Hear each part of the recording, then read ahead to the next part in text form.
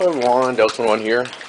Going for a quick trip to the store and wanted to touch on, okay, I'm making sure, gotta get another key lock for this because push the button and the actual pin for lock does not work, but unlock works though. So I am waiting for my action cam, a new action cam to come in. Trying my absolute best to not spend that extra money on that GoPro because I have two drifts that I use, but they're for my motorcycle. So I don't want to actually go mess up the setup I have for my motorcycle helmet to do my what I'm doing now with my auto vlog. But letting it warm up right now. But I want to touch on tips for Copart shipping. So this is probably going to be a short vlog, but when you order shipping from Copart, and what I mean by that is when you say you buy or win a vehicle from Copart, I say buy because you can actually buy it now. When you order shipping, who ships your vehicle to you depends on who Copart chooses or whoever is available to ship to your area at that time. Because I was contacted by the Copart calls it Copart Long Haul, but that's not the actual company that's going to be delivering your vehicle. It's actually going to be a I think mine was Ready Auto Transport. When you get your vehicle bought or won and you select to get it transported through Copart, which is really cheap compared to what it would cost you doing it yourself, I highly recommend that once you buy it, after your purchase, like a day, but 24 to 48 hours after you make your purchase, you get a phone call from Copart Long Haul, and their call is not to inform you when, okay, I don't even know if you're looking at me just now. Their call is not to inform you when they're dropping it off. Their entire call is just to confirm that the address that you chose or that's on your account is the address that they're shipping it to. So when they call, it is really important that you guys call back, and if you missed their call, is to call back and find out when your shipping date is of when it's going to be delivered. Because when they call you, they don't have the vehicle yet. Am I even still recording? Yes, I am. The light's green on this camera. It doesn't flash red or anything. But the thing is that when they contact you, you have to take it upon yourself to ask when your vehicle will be transported. Because when they call, they don't have it. They haven't even gone to go pick it up yet. They're not even waiting to go pick it up yet. They have to actually confirm with you, schedule when to get it picked up and then sent out. You also need to find out how your vehicle is getting transported. There are 3 ways for your vehicle to get transported. You can get transported with a rollback, which is, if anyone doesn't know what that is a flatbed.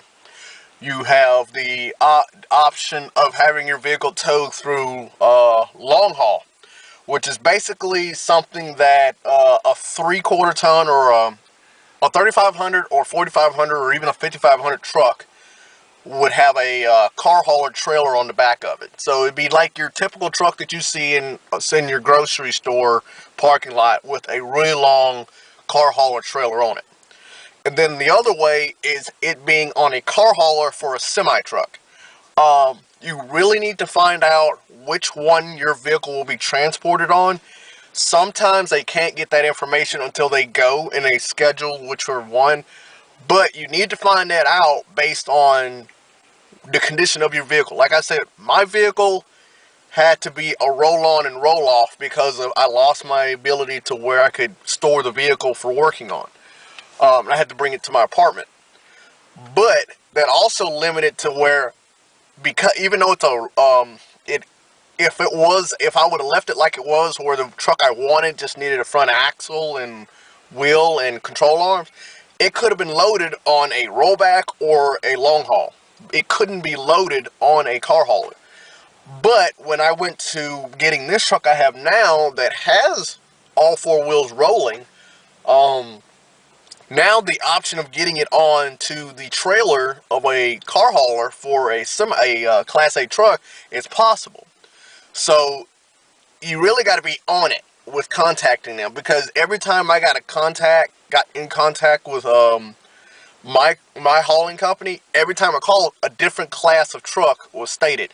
I was first told at the Copart facility that it would be a rollback, and then when I got the call from them, they told me it would be a long haul.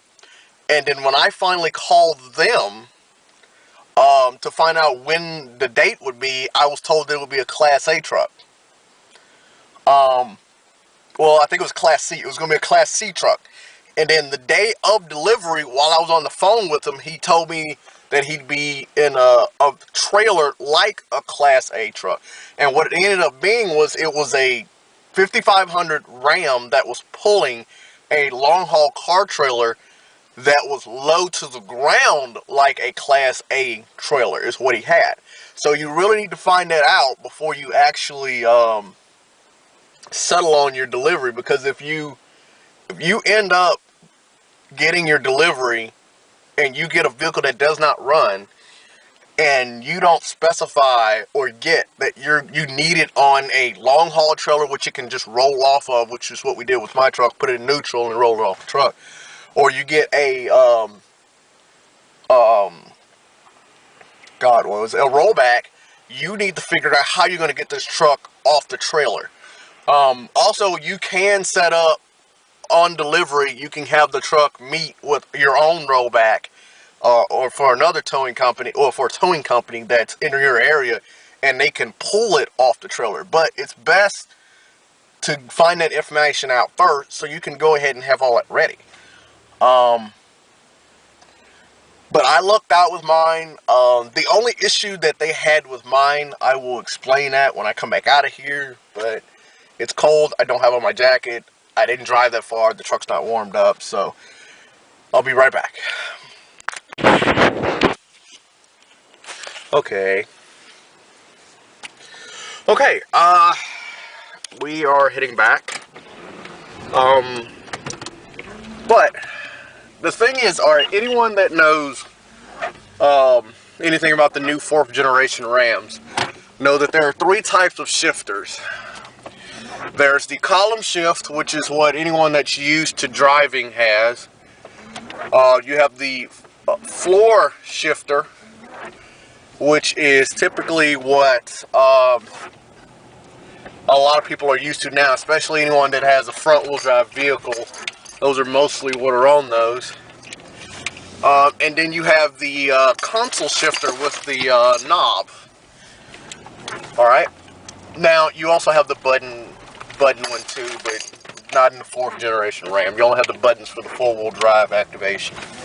So, okay, I guess that's a really long red light for you guys then, huh? But my truck has the 8-speed ZF transmission in it, so that means it does not have, it has an electronic parking brake. Well, my truck was put on the trailer in park,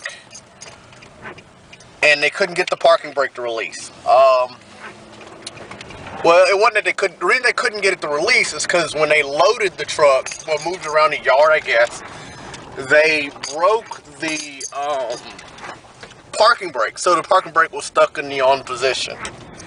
And then when they finally got it from underneath it, when they were moving it, it finally just gave way, and it was no longer in the park position. I'm guessing. I'm guessing. I don't know. So my truck was loaded onto the long haul trailer, which was a car hauler with a 4500 Ram pickup truck on it. Well, a Ram pickup truck pulling it. And what ended up happening was no one at Copart knew how to put the 8-speed transmission in manual. Well, in neutral. So when it got there, he was asking me if I knew, before he got there when we were on the phone, he was asking me if I knew how to get the truck into neutral, or if I had a way to get the truck off of the trailer.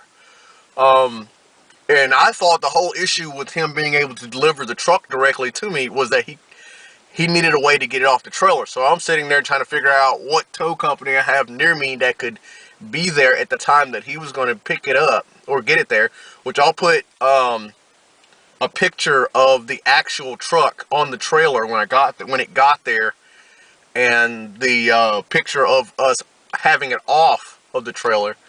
But there is this really small orange ribbon pull, kind of like if you've seen a Tesla when you have to unlock the Tesla's hood without power. Exactly like that. It's got a pull string on it that you have to pull, and pull some kind of ratchet underneath the dash above the parking brake pulley or handle, and put it into neutral, and no one knew how to do that. So one, I told him, all right, if that's the only problem, then yeah, we're good to go. We can get it off the trailer. So he pulls up and he unstraps it. He says he doesn't know how to get it in neutral. He says the parking brake broke loading it on, so he didn't know. So I said, put your foot on the brake and I'll put it in neutral. So he puts his foot on the brake, I put it in neutral, and it freaks him out because he doesn't expect it to like release that fast and start rolling. So as soon as it releases, it starts to roll really fast on him. He slows it down just before coming off the trailer, and then slides it the rest of the way off the trailer. And I have to say, the new Rams, the 4th generation Rams, are really light. And we pushed it from off the trailer exit to the actual parking spot. And that was it. But it's a really good tip. If you're going to have your car or vehicle delivered to you, you need to find out. You won't find out who's delivering it until they contact you first. But you need to find out how they're delivering it so you can make proper arrangements to have that vehicle received. In most cases, people try to bid on vehicles that run and drive, so it doesn't matter. But in cases like mine, where it doesn't run and drive, if they have it on a car hauler, you have to finagle some things to get that truck off. But mine was on a long haul trailer, a car hauler, so it could just be put in neutral and roll back down. But if you had if it was rollback delivered, you wouldn't even have to do any of that. They could just back up to where you want it, lift the truck up, and then just slide it, let it roll off the truck. But it's a really good tip. Really need to make sure you look into that, because a lot of people buy them, get them delivered. But like I said, most people that buy and get them delivered have run and drive vehicles, so it's not an issue. And the one that do buy them that don't run and drive, typically they have it arranged that if they know it won't be run and drive, they'll have it arranged for something to come get it. But in my case, it doesn't run and drive, but it rolled. And that was the biggest issue that they had with my truck. Well, technically it didn't roll because they didn't know how to put it in neutral. But find out what you want to buy, find out how you're going to get it delivered, find out how it's going to get delivered, so you won't be Okay, I remember stuck. why I hated this camera to begin with now. Is when you're holding the camera with your, if you do like I do and you hold it with your hand, oh god, I almost dropped it, with your hand cupped like this holding the camera, your finger, either your pointing finger or your middle finger, will push the power button and shut it off. And then another thing is, if you're holding it, this finger here will actually turn the dial that changes the modes the camera shoots in, and it will shut the camera's recording off. Or if you're holding it like I'm holding it now, you could, trying to keep it straight, you'll turn the camera off and not know it. Because I thought when I did a vlog yesterday, and I thought that the camera's battery died, and it wasn't the battery, it was that I turned it off. But just for closeout, Happy New Year. Last vlog of 2017. Everyone have a great New Year's and a great 2018. Stay safe. Level 21 out.